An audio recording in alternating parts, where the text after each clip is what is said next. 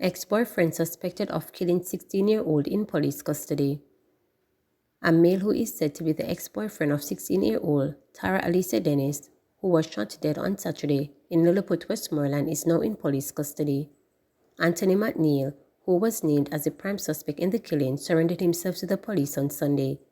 He is in custody. He came in custody with his attorney and later he will be questioned and most definitely will be charged, Assistant Commissioner of Police Clifford Chambers told reporters. Dennis and a male companion, 38-year-old Devon Stewart, were allegedly attacked by McNeil while they were engaged in a discussion on Dennis' veranda.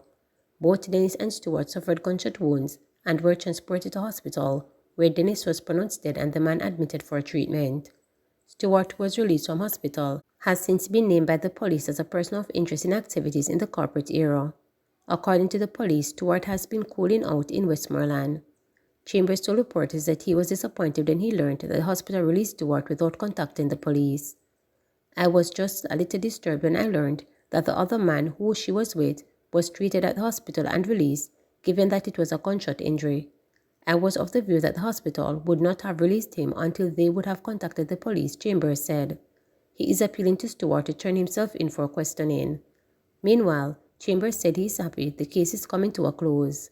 "I am happy that this matter is brought to a closing quickly, but again speak to the issue of young men not able to control their emotions and being in possession of illegal firearms," he tried. Chambers said he will also look into the matter of Dennis having been employed at that age with his legal advisor and will give a further update. Dennis reported had arrived home from work prior to the incident. Brother and sister charged after attempted goat theft in St. Mary. A brother and sister accused of attempting to steal several goats in Sunside District in St. Mary on Tuesday, February 27, have been charged. The siblings have been identified as 41-year-old Carmen Adams of Bottom Settlement, Sunside, and his sister, 44-year-old Cadilla Adams, a former of Albany District, also in the parish. They have been charged with larceny of cattle, possession of a prohibited weapon, unauthorized possession of ammunition, using a firearm to commit a felony, and assault at common law. Reports from the Portmore police are that about 7:10 p.m., a man was approaching his house when he saw an unknown vehicle parked within the proximity to where he had left his goats earlier. He approached the vehicle and saw Carmen, along with two other men, removing goats from which he had tied them. The man reportedly called out to them, and one of the thieves pulled a firearm and pointed it at the goat's owner. The owner, in fear for his life, pulled his firearm and opened gunfire in the direction of the men. While being accosted, Carmen reportedly ran into the car while his accomplices escaped in nearby bushes. The occupants of the car were subsequently ordered from the vehicle and the siblings exited. A search was conducted during which an imitation firearm was found in Cadilla's handbag. The police were summoned and the scene processed and the duo taken into custody. Their accomplices are still at large. The brother and sister were charged on Friday, February 29 and March 1, respectively, police stated. They are scheduled to appear in the Portmore Parish Court on Thursday, March 7. Alleged robber shot and wounded in confrontation with lawmen. A man is hospitalized under police guard, and a manhunt is underway for several others who are suspected of attempting to break into the St. Catherine business establishment on Sunday.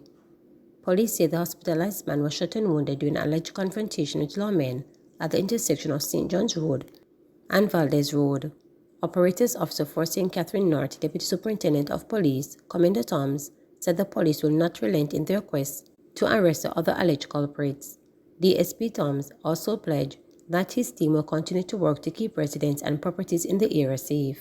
Sometime after 2 a.m., a police party responded to calls of men seen attempting to break into a business premises along the St. John's Road. The team went to investigate, and upon their arrival at that location, they were immediately fired upon by these said culprits. The police party, in self-defense, returned the fire at these men who ran from the premises. The police gave chase, and during that instance, one man was found suffering from gunshot wound to his leg. Further searches within that said space, a firearm was retrieved. This man was immediately taken to the Spanish Town Hospital, where he is currently undergoing treatment under police guard. The police will, however, remain relentless in finding out who the other culprits are. We will leave no stone unturned until we have completed this investigation. We also want for the citizens within the space to understand that we want for them to feel free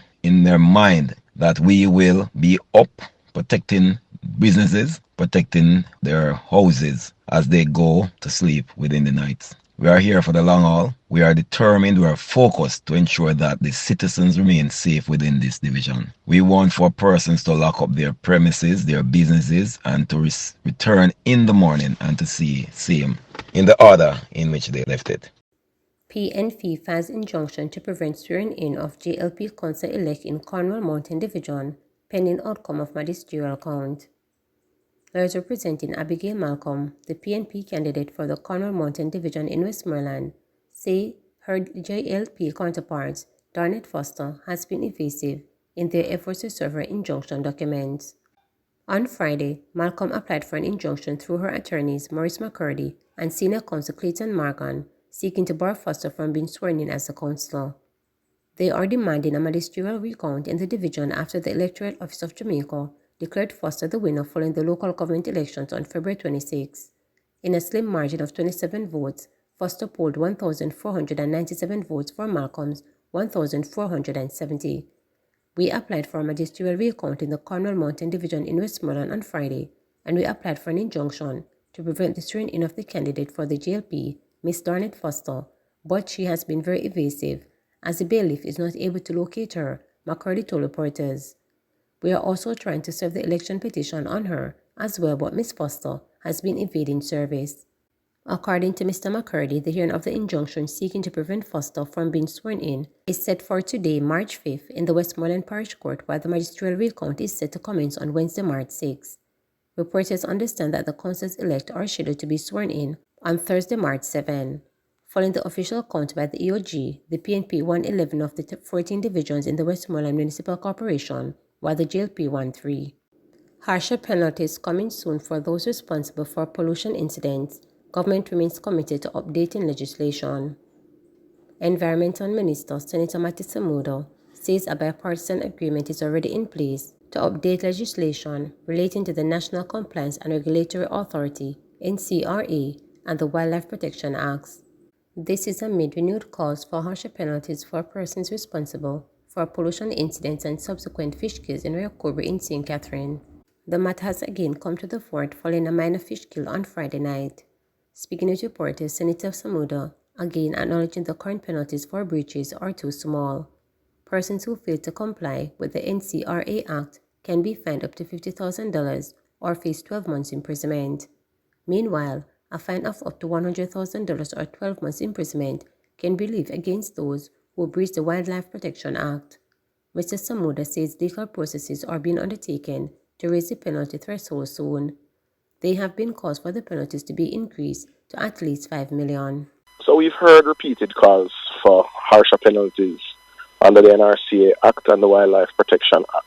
This is a commitment the government has already made. It was in the Governor General's throne speech. It is something the Prime Minister will address in his contribution to the budget debate, which is due in a matter of weeks. It is absolutely true that the fines are far too small. It is something that there is bipartisan agreement. We're just going through the legal process to have the legislation updated. But this government has committed to ensuring that we put in place a modern framework and modern fines that deal with polluters. We also have a record of holding polluters to account, and we will continue to do so, and very soon with new fines. Westmoreland businessman sentenced to 15 years after reportedly claiming to be a licensed firearm holder. A Westmoreland businessman was on Monday sentenced under the new Firearm Prohibition Act to 15 years for illegal possession of firearm and ammunition. Jason Barrett, 36, appeared before the St. James Court, where the ruling was handed down. Reports from the Westmoreland Police are that about 12:30 a.m., a team of officers was on patrol in the Big Bridge area when 36-year-old Barrett was reportedly seen at the front of a shop with a bulge in the right side of his waist. Barrett was accosted and searched, and the firearm was reportedly taken from his waistband. The firearm was reportedly inspected and found to be a black and silver Smith & Wesson Springfield 9mm pistol with a magazine containing 16 9mm rounds of ammunition. Bart thereafter informed the police that he was a licensed firearm holder. The police then requested that he produce his firearms user's license. It is alleged that Bart then went to his vehicle and made checks and later told the cops he left the license at home. The police later accompanied him to his home to retrieve the license. While at his home, he reportedly failed to produce a firearm license and thereafter admitted to the lawmen that he is not the holder of a firearms user's license. Bart was subsequently charged. Assistant Commissioner of Police ACP Clifford Chambers confirmed with reporters on Monday afternoon that Bart was convicted for the maximum years. Please remember to subscribe, like, share, and click the notification bell for daily updates.